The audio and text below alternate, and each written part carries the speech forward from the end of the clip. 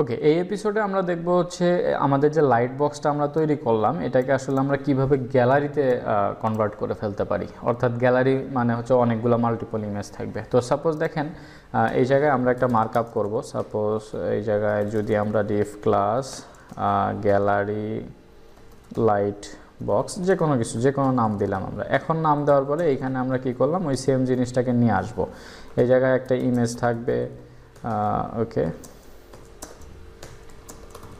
Alternative text থাকবে ইমেজের, এবং ইমেজে যদি আমরা একটা ক্লাস ইউজ করি বা দরকার নেই, যদি আমরা একটা ক্লাস ইউজ করা যেতে পারে গ্যালারি আইটেম, সাপোজ এটা, ঠিক আছে। এখন ধরেন এই গ্যালারি লাইট বক্স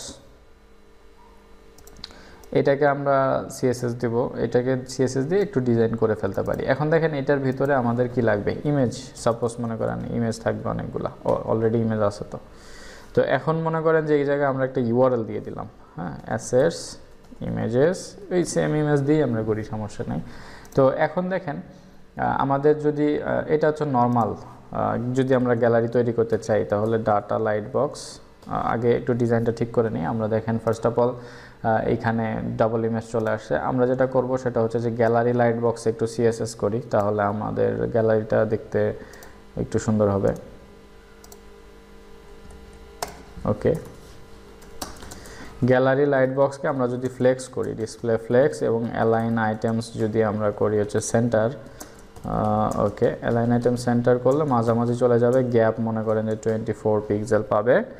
ওকে, তো এখন এটাকে যদি আমরা মাল্টিপল করি, সাপোজ 2টা 3টা 4টা, হ্যাঁ, বা 5টা, যাই হোক আমরা দিলাম আর কি। তো দেখেন, তো 3টা এখানে 3টা শো করছে, বা 4টা আছে, এই যে স্ক্রোল করলে আরও আছে। তো এই হচ্ছে ব্যাপার, পাশাপাশি চলে আসছে আর কি। তো এখন আমরা যদি কি করি, গ্যালারি লাইট বক্সের ভিতরে যে ইমেজ আছে,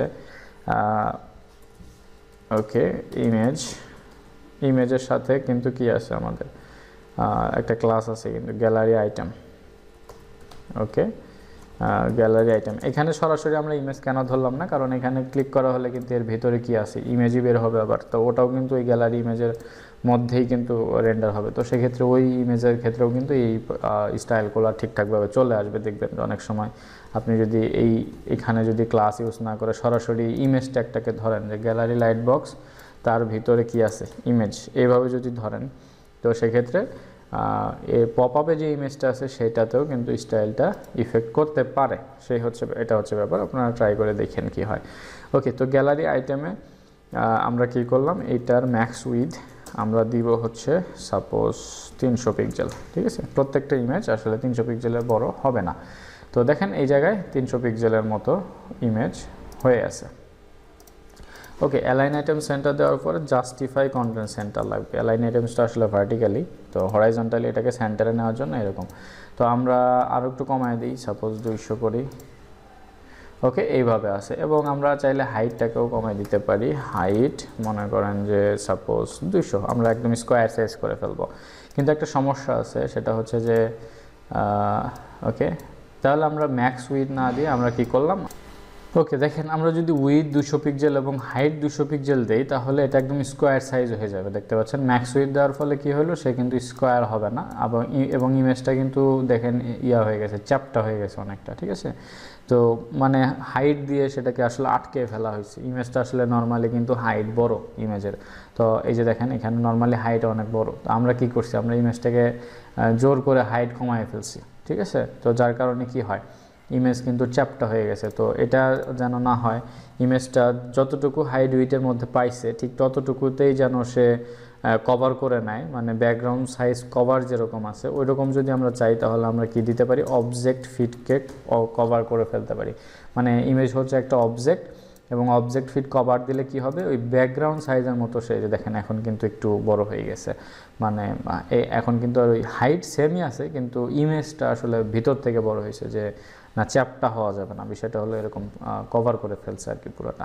তো এই হচ্ছে ব্যাপার। তো এখন আমরা যেটা করব সেটা হচ্ছে যে এখানে ক্লিক করা হলে পপ আপ গ্যালারি বের হবে। এখন গ্যালারিটা কিভাবে বের হবে দেখেন, ফার্স্ট অফ অল আমরা এখানে যদি ডাটা লাইট বক্স,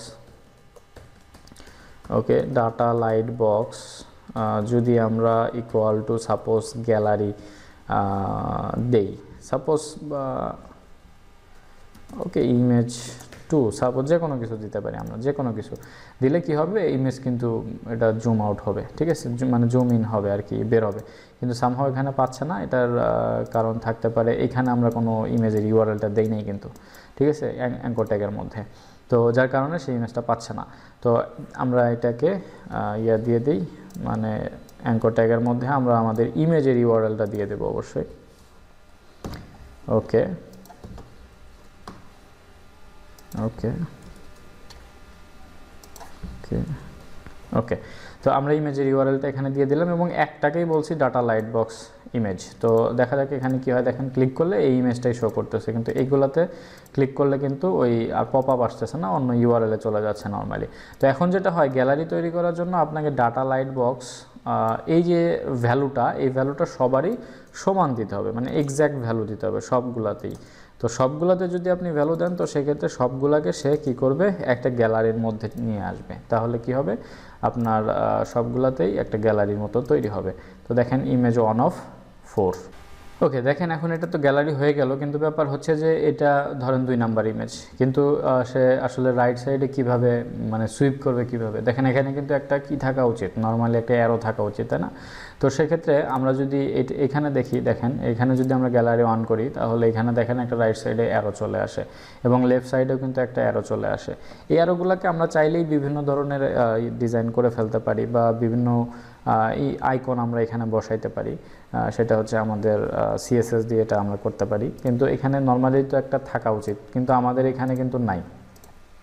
আমাদের এখানে যদি আমরা দেখি, দেখেন এখানে ক্লিক করলে ইমেজ চেঞ্জ হবে, দেখেন 4 of 4, এরপরে যদি আমরা ক্লিক করি তাহলে দেখেন 3 of 4, মানে 3 নাম্বার ইমেজ এটা। তো এটা কিন্তু চেঞ্জ হচ্ছে। তো এখন ব্যাপারটা হচ্ছে যে আইকনটা কিন্তু দেখা যাচ্ছে না, কারণটা যদি আমরা একটু ইন্সপেক্ট করি তাহলে আমরা দেখতে পাবো, দেখেন এখানে যে দেখেন এলবি নেক্সট এবং light box preview, light box next, দুইটা বাটনে কিন্তু এখানে আছে এবং এর ভিতরে আসলে কিছু নাই। এখন এর ভিতরে কিন্তু আপনি চাইলে সিএসএস দিয়ে যে কোনো কিছু দিতে পারেন, কন্টেন্ট, সিএসএস এর কন্টেন্ট ভ্যালু যেটা আছে, হ্যাঁ, সিএসএস দিয়ে ওই যে বিফোরে আফটারে কন্টেন্ট আমরা দিই না, ওই কন্টেন্টের মধ্যে কিন্তু আপনি যে কোনো আইকন দিতে পারেন এবং সিএসএস দিয়ে সুন্দর করে এটাকে ডিজাইন করে ফেলতে পারেন খুব ইজিলি।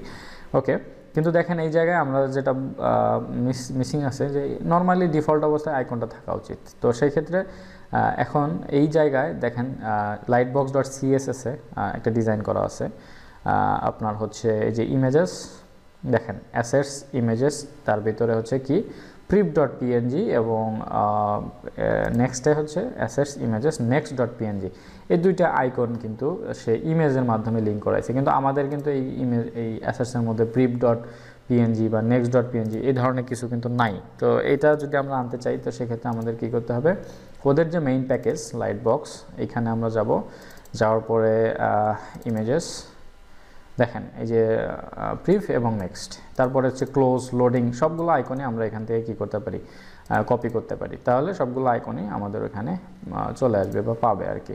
তো এটা আমরা চাইলে কিন্তু লাইট বক্স ডট সিএসএস থেকে এডিট করে ফেলতে পারি, মানে লোকেশনটা, ঠিক আছে, আমাদের লোকেশন যেটা আছে এই যে দেখেন ইমেজেস, অর্থাৎ সে এক ধাপ পিছনে যাবে, তারপরে হচ্ছে ইমেজেস, তারপরে লোডিং ডট জিফ, এই আইকনটা পাবে, তারপরে হচ্ছে যে prev dot PNG next dot PNG, আমরা চাইলে কিন্তু এটা ডিরেকশন বা লোকেশন চেঞ্জ করে ফেলতে পারি।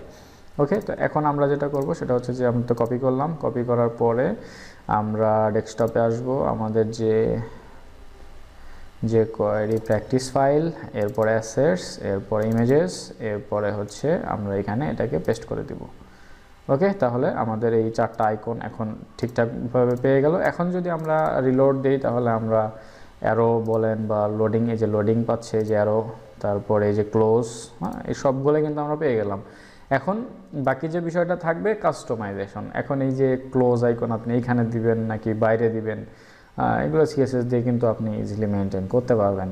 তো ট্রাই করবেন এগুলা মেনটেন করার, যদি কোনো প্রবলেম হয় তাহলে অবশ্যই সাপোর্টে নক দিবেন, আপনাদের এই জিনিসগুলো আমরা হ্যান্ডেল করব, সমস্যা নেই। তো যাই হোক, ব্যাপার হচ্ছে যে আমরা যেহেতু HTML CSS এর ম্যাক্সিমাম জিনিসগুলো জানি, ইন্সপেক্ট করে কিভাবে ক্লাস নিয়ে কাজ করতে হয় স্লিক স্লাইডের ক্ষেত্রে দেখছি, এরপরে আমরা ম্যাক্সিমাম ক্ষেত্রে কিন্তু ডিবাগিংও করছি, কোনো প্রবলেম, দেখেন এটা কিন্তু একটা ডিবাগ, কেন আমার এখানে আইকন পাইলো না, এরপরে হচ্ছে কেন এই ক্লোজ আইকন হচ্ছিল না, লোডিং আইকন পাচ্ছিল না, এটা কিন্তু আমরা ইন্সপেক্ট করে বের করে ফেললাম।